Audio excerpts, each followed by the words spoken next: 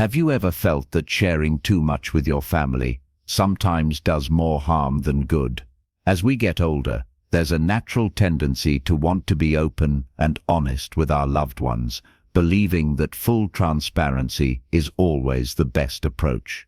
But the truth is, some things are better kept private, not out of secrecy, but out of wisdom. Not everything needs to be shared, and in some cases, keeping certain matters to yourself can protect both your peace of mind and your relationships. In this video, we're diving into 5 things you may want to keep to yourself after 65. These are not about deception or shutting people out, but rather about maintaining independence, avoiding unnecessary stress, and ensuring that your personal boundaries are respected.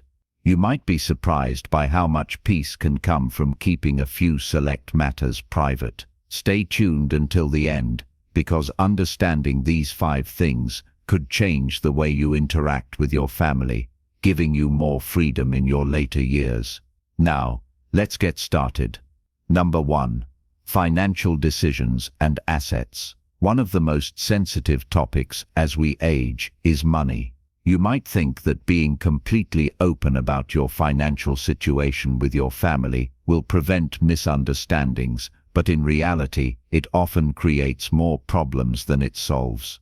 Sharing every detail about your savings, investments, or even how much you've set aside for the future can lead to unsolicited advice, pressure, or even family conflicts, especially when different generations have different views on money.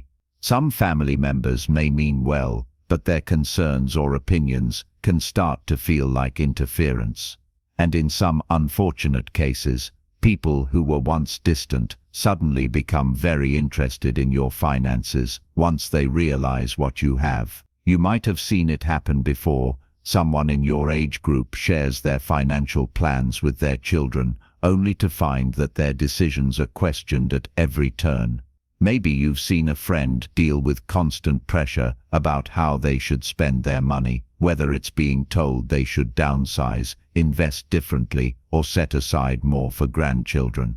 It's one thing to get advice when you ask for it, but when people start thinking they have a say in your personal choices, it can quickly become frustrating. And the reality is, once you let people in on your full financial picture, you can't take that knowledge back. There's also the matter of personal control. If your family starts seeing you as someone who's not making the best financial decisions, they might feel justified in stepping in, sometimes with good intentions, but not always in a way that respects your independence. You might hear comments like, "Are you sure you should be spending that much? Or wouldn't it be smarter to give some of that away now instead of later?" And even if no one directly pressures you, just knowing that others are watching and analyzing your choices can feel uncomfortable. This doesn't mean you should never talk about finances with your family. It's smart to have clear estate plans and to communicate necessary details when the time is right. But you don't have to share everything, the exact amount of money you have, what you spend on yourself, or even whether you've made a new investment. These are things that are yours to manage. If keeping some financial matters private allows you to enjoy your life without unnecessary opinions or pressure, then that's not secrecy, it's wisdom. Number 2. Health concerns that are not urgent. As we age, it's natural to experience more health issues, and sometimes we feel the urge to share every little ache, pain, or discomfort with family. After all, they care about us, and we want them to know what's going on. But there's a difference between keeping loved ones informed about important medical matters and overwhelming them with every minor issue. Constantly sharing every little health concern can sometimes create unnecessary worry, stress, or even lead family members to start making decisions for you before it's necessary. You might have experienced this before, mentioning a small issue like joint pain or fatigue, and suddenly finding yourself in the middle of a debate about whether you should see a doctor, change your diet, or take a new supplement. Family members, especially younger ones, often mean well, but their concern can turn into pressure.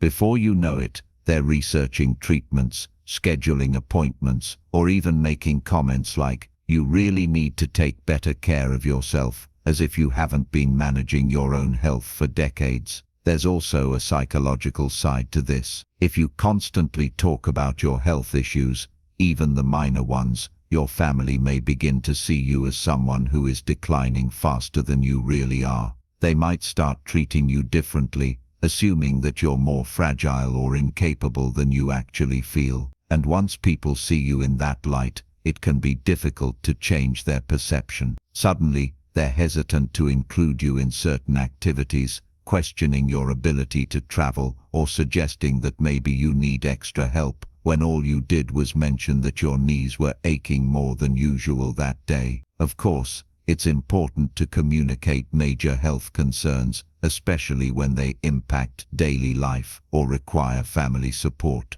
But choosing to keep minor issues to yourself doesn't mean you're being dishonest. It simply means you're protecting your own autonomy. You have the right to manage your health without unnecessary interventions or stress. Sometimes, silence is the best way to maintain control over your own well-being. If you're still watching this video and finding these insights valuable, please comment number 2 below to let me know you're here. And if you haven't subscribed yet, I recommend you subscribe and turn on the bell so you don't miss any videos. Your support helps us continue creating good content to inform and inspire you. Now, let's move forward. Number 3. Your true thoughts on family conflicts. Family dynamics can be complicated, and as we get older, we often find ourselves in the middle of situations we never asked to be part of. Siblings arguing over an inheritance, adult children holding grudges, extended family members who don't get along. These things happen in almost every family. When you've lived long enough, you've seen patterns repeat, old wounds resurface, and history repeat itself. It's tempting to step in, offer advice, or share exactly what you think about who's right and who's wrong. But more often than not, doing so only adds fuel to the fire. Maybe you've experienced this before, trying to mediate a dispute, only to find that both sides suddenly turn against you, or you offer a strong opinion, thinking you're helping, only to realize later that your words were taken the wrong way. The hard truth is that family conflicts have a way of sorting themselves out, or not,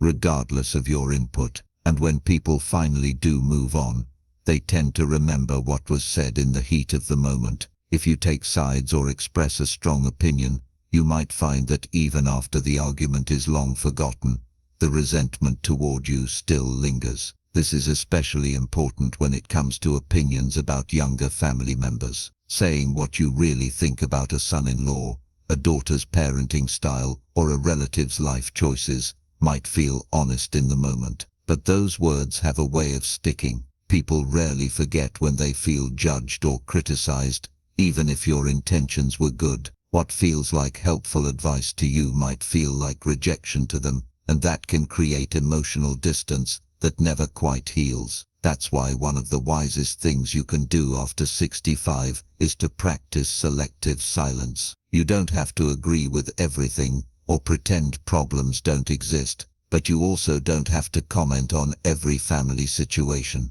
Instead of giving an opinion, sometimes the best response is a simple, "I hope things work out for the best," or "I trust you'll make the right decision." This allows you to stay connected without getting pulled into drama that ultimately isn't yours to fix. Keeping certain thoughts to yourself can be the key to maintaining peace, not just for your family, but for yourself. Number 4. Your regrets about the past. As the years go by, it's natural to reflect on the past, on choices made, opportunities missed, and paths not taken. Regret is something that everyone experiences in one way or another, but that doesn't mean it always needs to be shared, especially with family.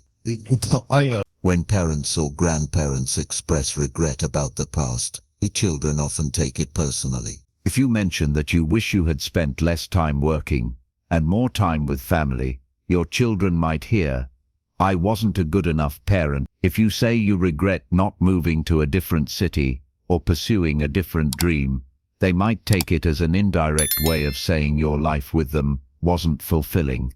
Even if that's not what you meant, those words can linger and create unnecessary guilt or resentment.